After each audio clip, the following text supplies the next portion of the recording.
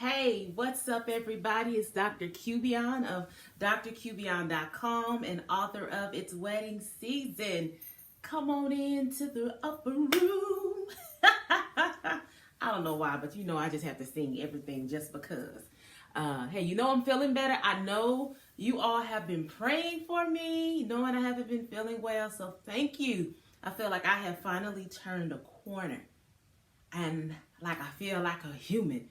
Listen, I actually put a tad little bit of makeup on today. Oh, shoot. So look, I'm not going to waste any time. Let's get right into it. I am giving you the introduction today, part 1, to a new series that I'm doing called the Copilot series. A great woman is a great co-pilot. So I got to tell you a little bit. So in prayer, recently, Holy Spirit told me that a good woman, or basically a great woman, is a great co-pilot. And I'm like, what, God? So my king has knowledge of aircraft. And so coincidentally, and I don't really believe in coincidences, coincidentally, the very next day, he and I had an opportunity to look at some aircraft, and I asked him, what does the co-pilot do? I was just looking at these seats, and I was like, what does the co-pilot do? And knowing nothing about what God had just spoke to me about in prayer, he looks at me and he says, literally everything else while the pilot is flying. And it hit me. I'm just like, oh my gosh, the role of the co-pilot is so important. And he talked to me about how the co-pilot is responsible. And excuse me for looking down because I did take notes so your girl can stay on track, okay? So hopefully, let me back up before I tell you all about what the co-pilot does, okay? A good co-pilot is a co-pilot who assists or relieves the pilot that's in command. So the co-pilot is not in command, but you can't do what you need to do without a good co-pilot. And I just want to throw this out here. We feel like that word submission is a cuss word. And in today's world of women's power, which I'm all for, baby, there's a tendency to kind of feel like allowing a man to lead, which is biblical. It's like people have this in their mind that it means that you're less than. No, boo. Men and women are equal, and we are equally important in relationships. And the Word of God actually does talk about submitting to one another, but it also talks about how the man leads. And so we're going to, in this series, in the co-pilot series, we're going to look at the role of man and wife, a husband and wife rather, from the role of a pilot and a co-pilot. Guys, go Holy Spirit, show me on this. It's so good. It's so good. So I got to make sure I keep myself calm so I don't be too excited to give you the information, okay? Now, what does a co-pilot do? When my baby broke that thing down, I was like, God dang, we pretty awesome. Like, you can't function without us. Now, I didn't say that to him at the time, but I know he was like, why is she getting all excited about talking about aircraft? It wasn't the aircraft. It was me beginning to see what God was saying about how a great woman is a great co-pilot. And I have to say this to you. You know, I was one of those women that felt like the word submission was a cuss word. And I actually remember the day that I had a conversation with God. You know, I'm riding down the road and I'm like, look, you know, I can get with almost everything that's in your word, God, but this thing about submission, like, I don't even like this thing about needing to wait until marriage. You know what I'm saying? And in the foreigner case, like, I don't like it, but I'll do it. But this submission thing, listen, I got a problem with this. But the reason I had a problem with it is because I saw that authority abused. But when you have a man that is humble enough and in the place that he was willing to die for his family, and he's in a place of being so sacrificial that his family's needs, what they need, come before his, it makes it easier to submit to that kind of man, to that kind of king. So God has had to do a whole lot of work in me to get me ready to be in a place to be like, okay, I'll submit. All right, I'll submit. And I'll tell you this. I don't trust not nan woman, okay, that's excited about submitting. I don't trust that. No, listen, no. There isn't. Who is excited about submitting? Not me. I mean, love is sacrificial.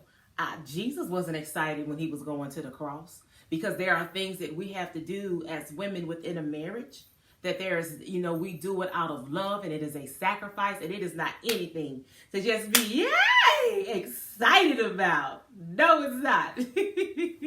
But you should be excited to learn how wonderful you are and how powerful you are, and how really that man can do what he needs to do as the commander of the aircraft without you. Girl, let me just tell you, if you haven't heard it, woman, you are awesome. If you haven't told yourself that, you need to look at yourself in the mirror and tell yourself you are awesome. Women are awesome. We are some powerful creatures, and we keep the whole ship running. Okay? So let's take a look at how we co-pilots keep the ship running. I said ship. Here I go changing things. How we as women keep the plane running. So co-pilots assist the pilot during flight. And we do radio communications, navigation, and we work with the pilot to make sure certain checklists are completed. Let's talk a little bit about this radio communications. Baby, if men that are listening to this, baby, if you don't have you a praying woman, you need to get you a praying woman. If for those brothers out there that are single, you need to get you a praying woman. And if you are married and you are not yet married to a praying woman, you better be standing in the gap until your co-pilot can fulfill this function. This is the wonderful thing about the commanding the main pilot and the co-pilot. That when one person is out of place, the other person is able to fulfill the duty so that the plane don't go down, so that the family can stay safe. See, this thing that we've been taught that marriage takes two, and it does, but when you have two well-trained people, the plane is able to fly well. But when you do have a person that is out of place, the other pilot can step in for a temporary time. Oh, this is good. The other pilot can take on roles of the other pilot to keep the plane in flight. And no, you cannot maintain this, for the lifetime. But until the other person is well enough, that's good. I'm getting into the next part. That is so good. Girl, calm down. Calm down. Calm down. We're going to get into that another day, because again, this is a series. This is part 1 of what I believe will be a 3-part series, unless God just drops down and rains down some more revelation knowledge. Radio communications. A good co-pilot does radio communications. She is in prayer. And not only is she in prayer, excuse me, but she's coming back and communicating to the main pilot what thus saith the Lord. My God, is so good. She's got to go back and talk to the base so that she can give the main pilot the information that is needed. You need a praying woman. Guys, look, this is just the introduction today. I'm only giving you the introduction. We're going to dive down deep into this stuff. I don't want to lay it on too thick. Not today. Well, we're going to come back to that later. Navigation. The pilot, the main thing that he needs to be doing is flying that aircraft. So a good co-pilot is going to make sure that there aren't other disturbances and things going on, so that pilot can do what he needs to do, which is fly that plane. And she gives him navigation. Oh, women are good navigators, gentlemen. You can't be so in your feelings that you're not able to listen to what your co-pilot has to say, because your co-pilot will make sure you are headed in the right direction. Your co-pilot, your wife will say, danger, turn left. Baby, there's something wrong with him. You don't need to do business with that man. Babe, let me tell you this. I don't think we need to go there. I think we need to go here. And when you don't listen to the advice, to the recommendations of your co-pilot, you put the whole plane in jeopardy. Gentlemen, you got to have a bit of humble pie, because as great and mighty as you are really only as good as your help. I said it, and I'm not going to take it back. You're only as good as your help. You can't do everything. So while you are flying this plane, you need to be able to trust. You need to trust that your co-pilot, while you're flying, can see things that you cannot see. And so women, we got to let go of this whole, like second place is bad. Listen, we're equal. Men and women are equal in relationships, but we do have roles and responsibilities. Excuse me. And we are equal. Again, men and women are equal in relationships. Our roles and responsibilities are equally important. And he can't do what he needs to do without a good woman. So, ladies, we've got to make sure that the way that we are communicating our information to our men is in such a way that he can receive it. But it's on him to be able to humble himself to hear what we have to say, so that we can successfully navigate the family where it needs to be. Isn't that good? Isn't that good? So the co-pilot also works with the pilot to make sure that many checklists involved with the aircraft are getting done.